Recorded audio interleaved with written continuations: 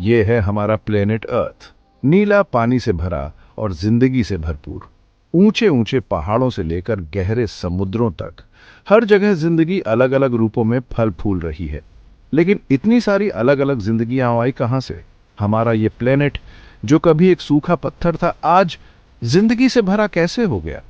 धरती पे जिंदगी की कहानी बहुत ही अद्भुत बदलाव और अनुकूलन की कहानी है, जो अरबों सालों से चली आ रही है। ये कहानी पत्थरों में लिखी है, हर जीव के डीएनए में लिखी है और उस हवा में भी लिखी है जो हम सांस लेते हैं। ये कहानी शुरू होती है सबसे साधारण जीवों से, एक कोशिकीय जीवों से, जिन्होंने एक कठोर और अनजानी दुनिया का सामना किया। हमारा सफर हमें समय की शुरुआत में ले जाता है, उस समय में जब धरती नई थी और जिंदगी बस शुरू हो रही थी।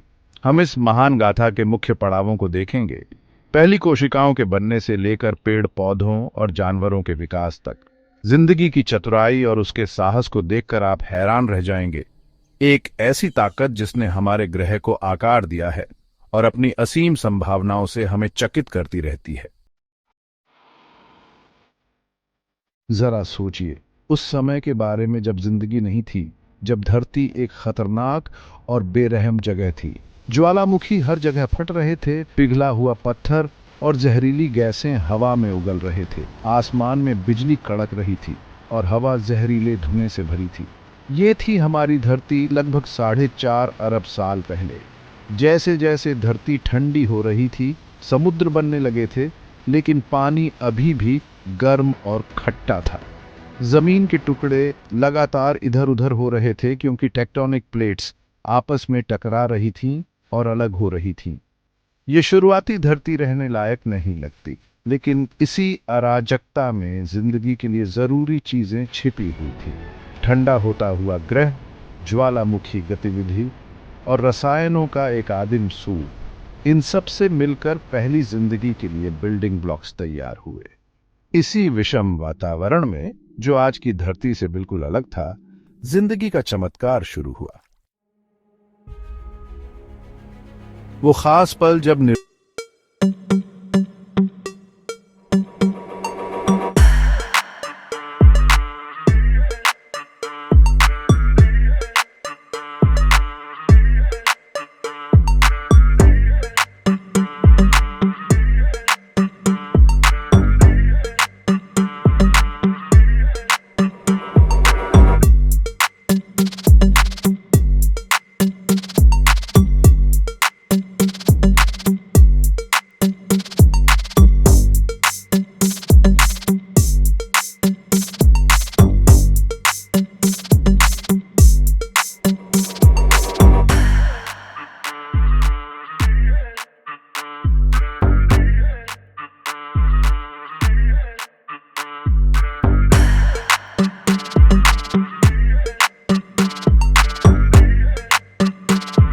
प्रतीक है।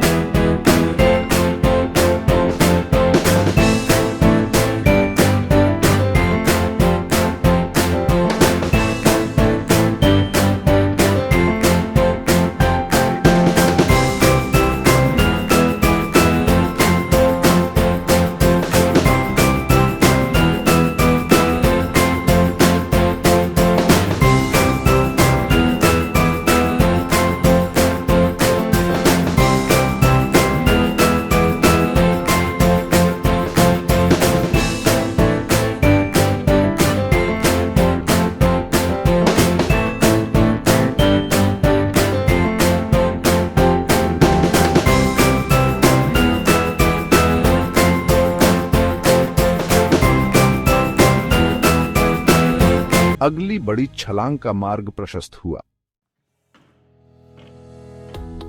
भाग 5, एक नई तरह की कोशिका, यूकैरियोट्स का उदय। लगभग 2 अरब साल पहले एक नए प्रकार की कोशिका का उदय हुआ, यूकैरियोट।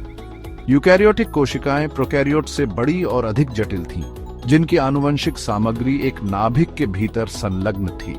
उनके पास ऑर्गेनेल नामक विशेष संरचनाएं भी थीं, जो कोशिका के भीतर विशिष्ट कार्य करती थीं। यूकैरियोट्स का विकास जीवन के इतिहास में एक महत्वपूर्ण घटना थी, जिससे जीवों की जटिलता और विविधता में नाटकीय वृद्धि हुई। लेकिन यह महत्वपूर्ण परिवर्तन कैसे हुआ? प्रचलित सिद्धांत एंडोसिम्बायोसिस है, जो बताता है कि यूकैरियोट्स विभिन्न प्रोकैरियोटिक कोशिकाओं के बीच एक सहजीवी संबंध के माध्यम से विकसित हुए। एक प्रोकैरियोट ने दूसरे को निगल लिया और उसे पचाने के बजाय दोनों कोशिकाएं एक दूसरे के लिए फायदेमंद रिश्ते में साथ रहने लगी। समय के साथ निगला हुआ प्रोकैरियोट एक ऑर्गेनेल में विकसित हुआ, जैसे कि माइटोकॉन्ड्रिया, जो यूकैरियोटिक कोशिकाओं में ऊर्जा उत्पादन के लिए जिम्मेदार है। इस उल्लेखनीय साझेदारी ने उन सभी पौधों, जानवरों, कवक और प्रोटिस्ट के विकास का मार्ग प्रशस्त किया जिन्हें हम आज देखते हैं। भाग 6, सहयोग और जटिलता, बहुकोशिकता का रास्ता।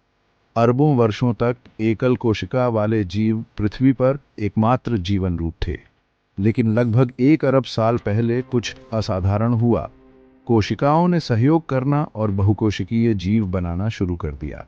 एकल कोशिका से बहुकोशिकीय जीवन में यह परिवर्तन एक प्रमुख विकासवादी छलांग थी, जिससे जीवों के आकार और जटिलता में नाटकीय वृद्धि हुई। इसने कोशिकाओं के विशेषज्ञता की अनुमति दी, जिसमें विभिन्न कोशिकाएं अलग अलग कार्य करती हैं। एक घर बनाने वाले बिल्डरों की एक टीम की कल्पना करो। प्रत्येक बिल्डर की एक विशिष्ट भूमिका होती है, जो एक साथ मिलकर एक ऐसी संरचना का निर्माण करते हैं जो किसी एक बिल्डर की तुलना में कहीं अधिक जटिल होती है। श्रम का यह विभाजन और विशेषज्ञता बहुकोशिकीय जीवों की सफलता की कुंजी है। बिल्डरों की टीम की तरह एक बहुकोशिकीय जीव में कोशिकाएं एक साथ काम करती हैं। प्रत्येक पूरे जीव के अस्तित्व और प्रजनन का समर्थन करने के लिए एक विशिष्ट कार्य करती है। भाग 7, पहले जानवर, स्पंज और पशु जीवन की शुरुआत। सबसे पहले जांत बहुकोशिकीय जानवर स्पंज थे। ये साधारण जीव जो लगभग 600 मिलियन वर्ष पहले पहली बार प्रकट हुए थे, जलीय जानवर हैं जो सतहों से जुड़े रहते हैं। उनके पास वास्तविक ऊतक और अंग नहीं होते हैं, लेकिन विशिष्ट कोशिकाएं होती हैं जो विशिष्ट कार्य करती हैं।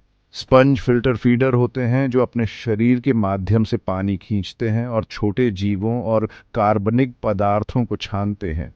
वे इसमें उल्लेखनीय रूप से कुशल हैं। पानी को छानकर और अन्य जीवों के लिए आवास प्रदान करके समुद्री पारिस्थितिक तंत्र में महत्वपूर्ण भूमिका निभाते हैं। जबकि स्पंज अन्य जानवरों की तुलना में सरल लग सकते हैं, उनकी उपस्थिति ने जीवन के इतिहास में एक महत्वपूर्ण क्षण को चिह्नित किया। वे बहुकोशिकीय पशु जीवन के अग्रणी थे, जो आज हम देखते हैं जानवरों की अविश्वसनीय विविधता के विकास के लिए मंच तैयार करते हैं। भाग 8, अभी तक सुलझने वाले रहस्य, हमारे ज्ञान में अंतराल। जीवन के प्रारंभिक विकास के बारे में हमारी समझ लगातार विकसित हो रही है, क्योंकि वैज्ञानिक नई खोजें करते हैं। जबकि हमने जीवन की उत्पत्ति और जटिल जीवों के उदय के बारे में कई सुराग उजागर किए हैं, कई रहस्य बने हुए हैं। जीवाश्म रिकॉर्ड, हालांकि अमूल्य है, अधूरा है, खासकर प्रारंभिक जीवन रूपों के लिए। कई जीव कोमल शरीर वाले थे, जो जीवाश्म रिकॉर्ड में कुछ निशान छोड़ गए थे। इससे प्रारंभिक जीवन की पूरी तस्वीर को एक साथ जोड़ना चुनौतीपूर्ण हो जाता है। वैज्ञानिक लगातार नए जीवाश्मों की खोज कर रहे हैं और मौजूदा जीवाश्मों का विश्लेषण करने के लिए नई तकनीकें विकसित कर रहे हैं। आनुवंशिक अध्ययन जीवों के विभिन्न समूहों के बीच संबंधों में बहुमूल्य अंतर्दृष्टि प्रदान कर रहे हैं, जिससे जीवाश्म रिकॉर्ड में अंतराल को भरने में मदद मिल रही है। हर नई खोज हमें पृथ्वी पर जीवन की उल्लेखनीय यात्रा को समझने के करीब लाती है। भाग 9, एक बदली हुई दुनिया, पौधों और जानवरों का आगमन। बहुकोशिकीय जीवन के विकास ने विविधता के विस्फोट को जन्म दिया। दुनिया के महासागरों में नए और तेजी से जटिल जीव प्रकट हुए। इस अवधि, जिसे कैम्ब्रियन विस्फोट के रूप में जाना जाता है, ने आज हम जानते हैं कि अधिकांश प्रमुख पशु समूहों का उदय देखा। समुद्र की गहराई से जीवन भूमि पर फैलने लगा, जिससे ग्रह एक बार फिर बदल गया। पौधों ने जमीन पर जड़ें जमा लीं उसके बाद जानवरों ने नए अवसरों और संसाधनों की तलाश की। एकल कोशिका वाले जीवों से लेकर जटिल पौधों और जानवरों तक की यह अविश्वसनीय यात्रा विकास की शक्ति का प्रमाण है।